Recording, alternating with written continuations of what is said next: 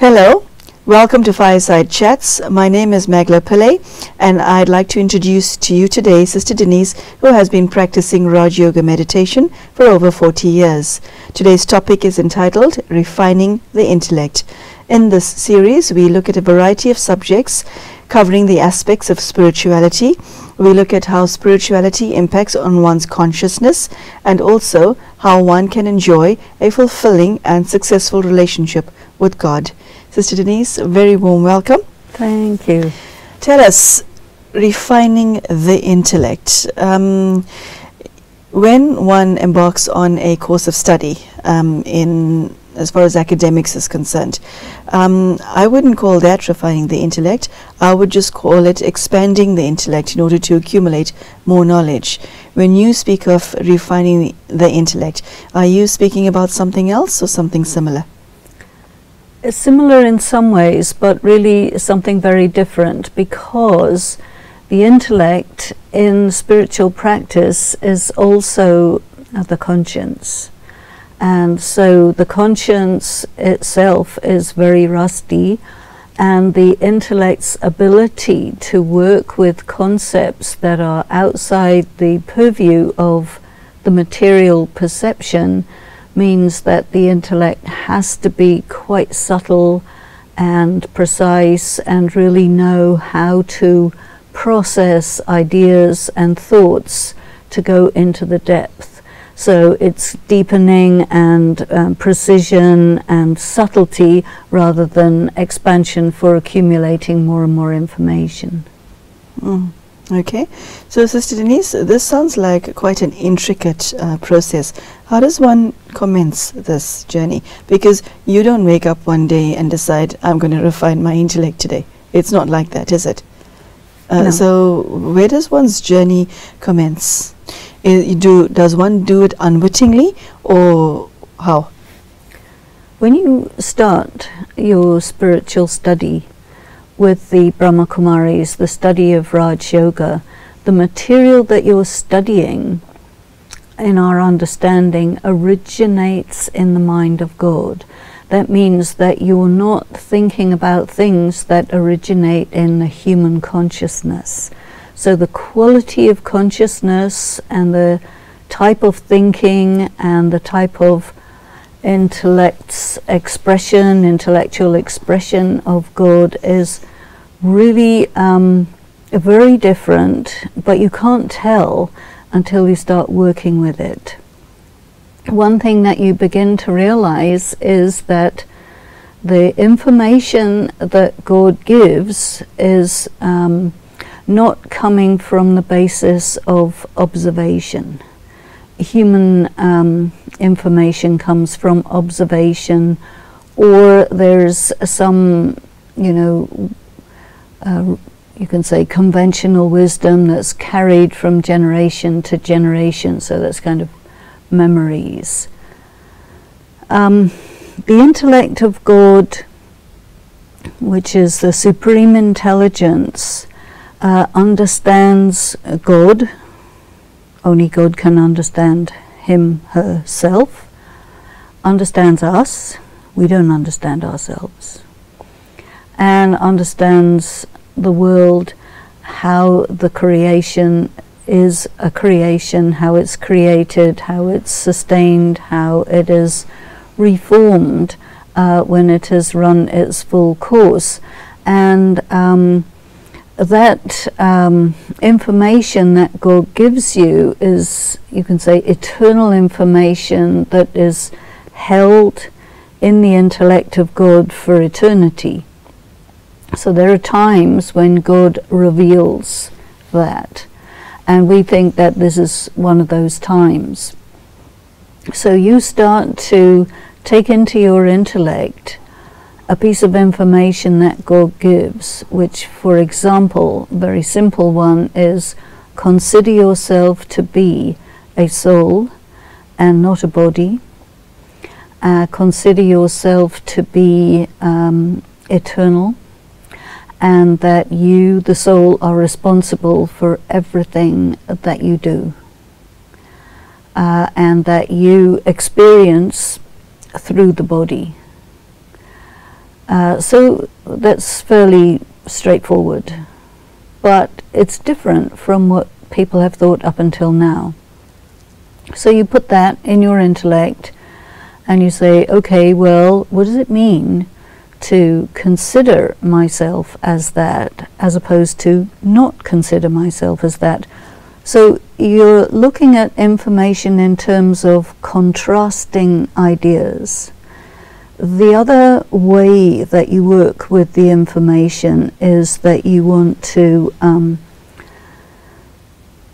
just roll it around inside your intellect to try and look at it from many different angles. And as you start rolling it around, you start to see things that were not at first obvious.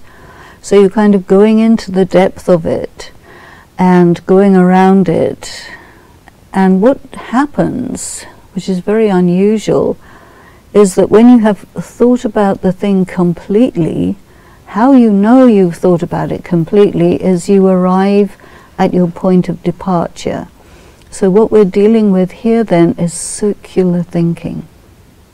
What happens when you've arrived at your point of departure, having thought about the thing from every angle, and you know you've completed the thinking because you've arrived back at your point of departure?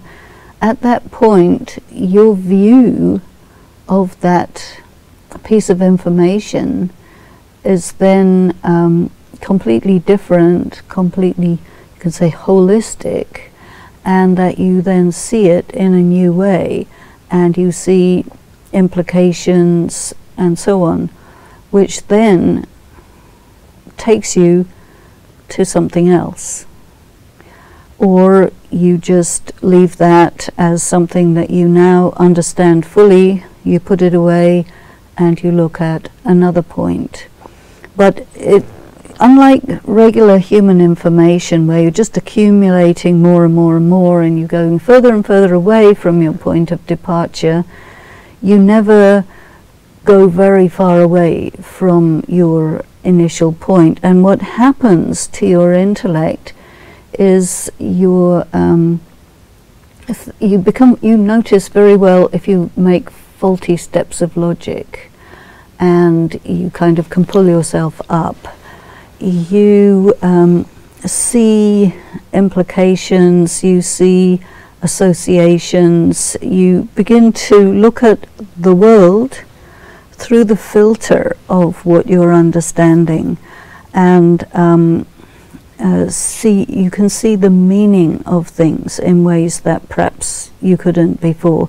So it's a kind of deepening and sharpening and refining of the intellect in that way, like you're really polishing a diamond so that everything becomes clearer and clearer as you look through it. How did we come to a state that we seem to have lost the essence of who we are? Is it an intellectual fault? Did we have understanding in the past that we lost, that we now have to regain? Or what happened along the way that the intellect has become now so unrefined and so far away from its original truth?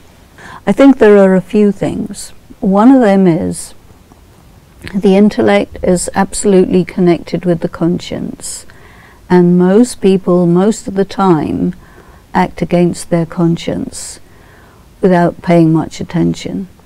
What this does is it causes the conscience to become, or to lose functionality, and it causes the sharpness of the intellect to get blunt.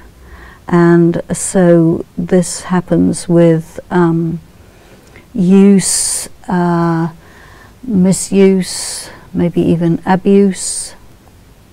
And I think another very important reason is that when the intellect is perfected through its connection with God and coming under the training and the influence of God, it becomes very, very powerful. And then as it gets used over time, through the cycle of time, it loses power. And then when the intellect has lost its you can say the half-life is over, it can't see. It's just no longer got the capacity, so it has to operate differently. And you can't get it back. So what then is the answer if you can't get it back? Well, the answer is you shift into this questing state, and that eventually, just like I was saying, your point of departure of a point of information that comes from God, when you've completed it, you come back to your point of departure. In the same way, the soul, who is perfected by God, then departs and moves through the cycle of time, and then again returns to the point of departure. But when you're back at your point of departure, you have gone as far away as possible qualitatively, but then you're back there, so you're in a position to get shaped, re-refined, and brought to your original condition through your connection with God. Sister Denise, tell us how God pulls something so wow off. Because if I'm in my lowest state, okay, state in which I've even given up on myself, God still has hopes for the soul, even though it has reached that its lowest condition.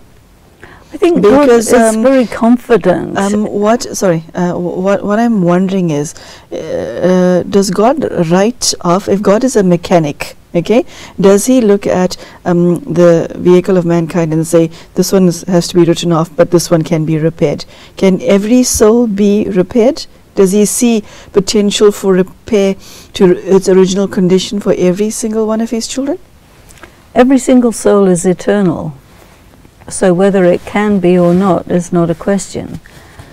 Eternity means there is no end. And so when you reach your point of being, close to needing to be written off, that's when God says, come, let me bring you back. Let me restore the antique, worn-out soul to its original condition. I mean, this is what God does. This is what is different about God, is this ability to take something chaotic, something old, something completely worn out, and bring it back to its original condition. How does he pull something like that off? To me, it seems to be to do with resonance. Resonance, a vibration.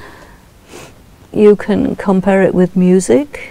When you have a note which is flat, it's discordant, and so the effect of that on anything material is, everything becomes more and more discordant.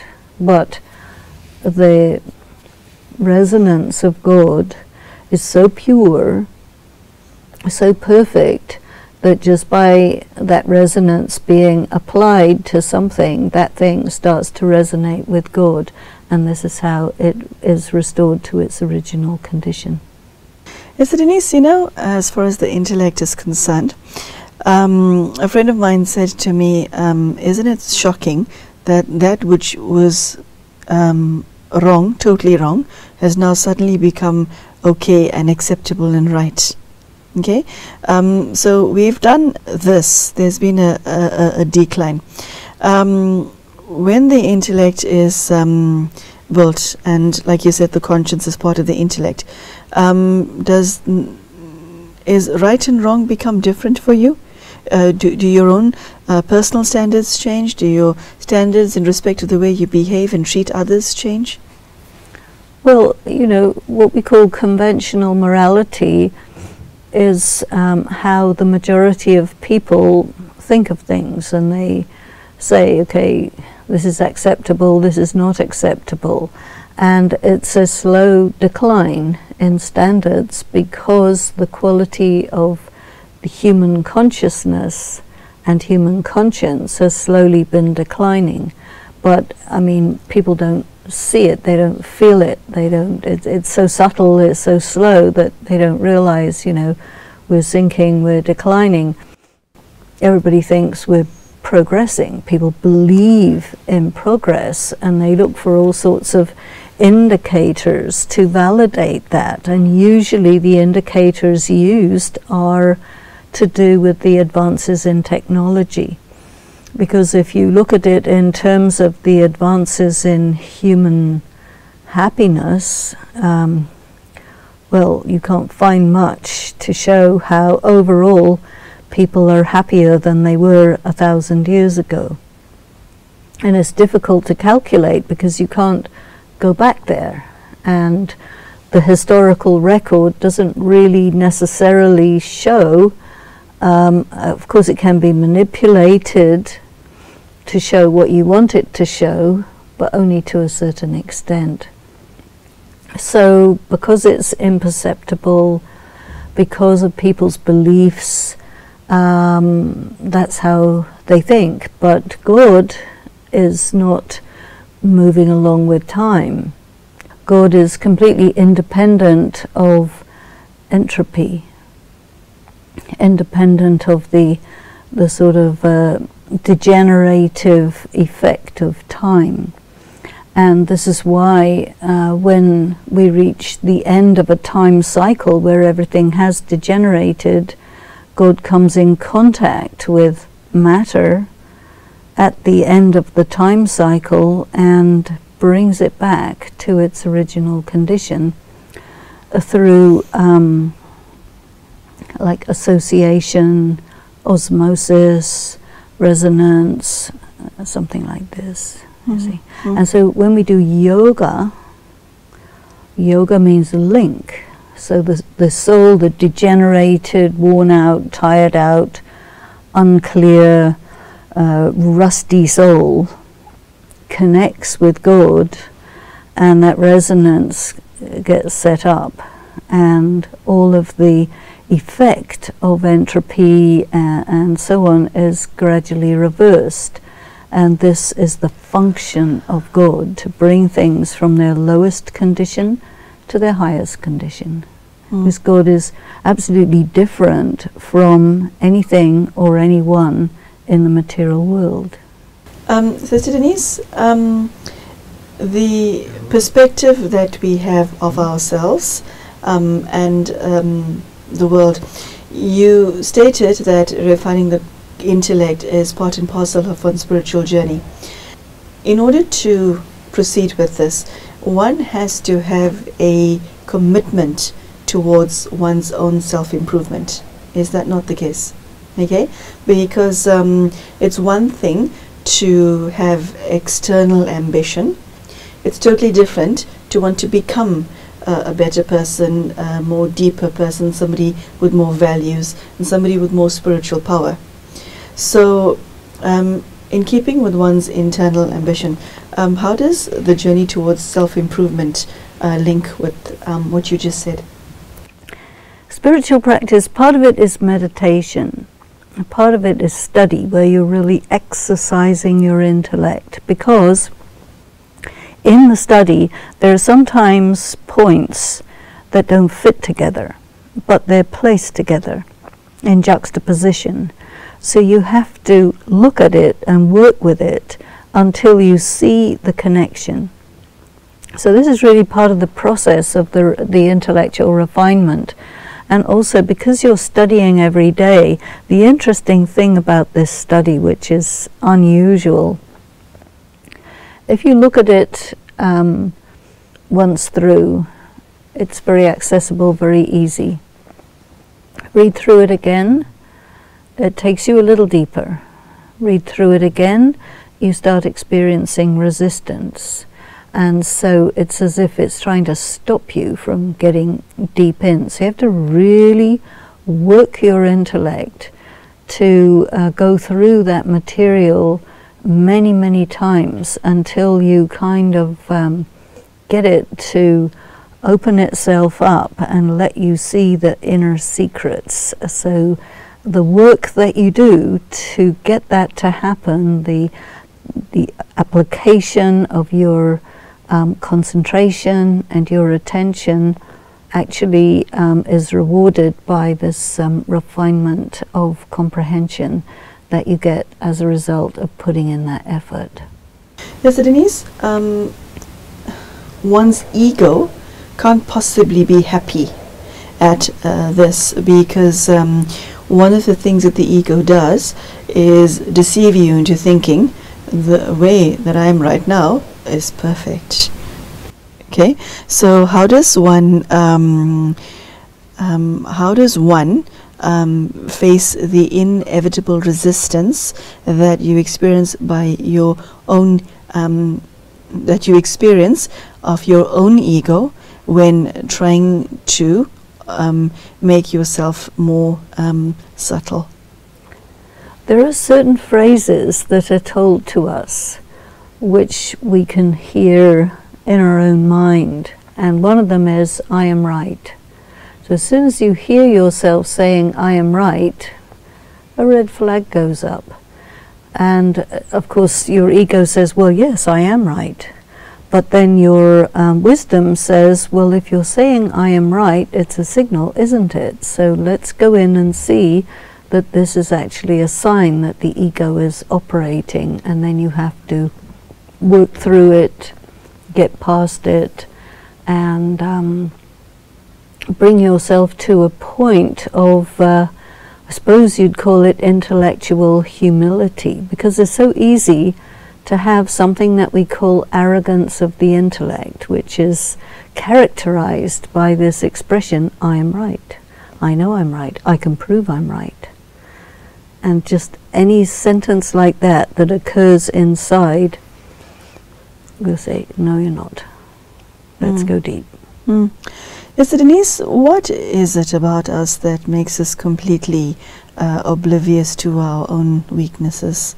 Why is it that there's so few of us that are willing to see these are my faults, let me do something about them? Well, you see, I'll give you an example. You know, if I'm feeling insecure, if I'm an insecure person, and I go to work and a colleague looks past me and doesn't greet me in the morning, okay, then I don't see that I'm insecure. I will say, he's a snob because he didn't greet me. You see, we do not, we are not ready to look at our own weaknesses and realize where is the fault with me. We don't ask ourselves where within me lies the fault. We look at others and their mistakes are obvious, but not our own. Well, that's the play of ego, isn't it, Bessie? All those things that you described is exactly the description of ego. And a person cannot see their own ego, and that is why we're blind to it. So, you know, the best people who can show you your ego are your friends and your enemies. Especially your enemies. They're very happy to do that. But if you think they're your enemies and then they show you your ego, then that proves to you that they're definitely your enemies, because, you know, the ego-based person, the last thing they want to be is challenged at the level of ego. And they will react and resist and give back. And so this process of, you know, just knowing the signals and say, okay, I'm in my ego now, so I have to come down. And if I get humiliated, that's fine, because that'll help me to come down and become clear. But it is painful and difficult to see. And so one has to be really committed to it to succeed, I think. Yes, so Denise, unfortunately we have to say goodbye to you right now, but refining the intellect is an extremely interesting subject. As you were speaking, I have the visual image of God building one's conscience brick by brick. Which is actually quite a lovely image, the hand of God doing that. So thank you for that. So thank you for spending your half hour with us today, refining the intellect. It's a subject of great subtlety, and although it may not have been on your agenda in the past, but we ask you to take a fresh look at the subject, because refinement cannot possibly be a bad thing. It can only be to your benefit. And as Sister Denise shared, the value to you as a human being is immense, especially because you will draw the attention and the love of the divine, having embarked on such a special journey. So I do wish you everything of the best in your spiritual quest. Thank you for joining us, and goodbye.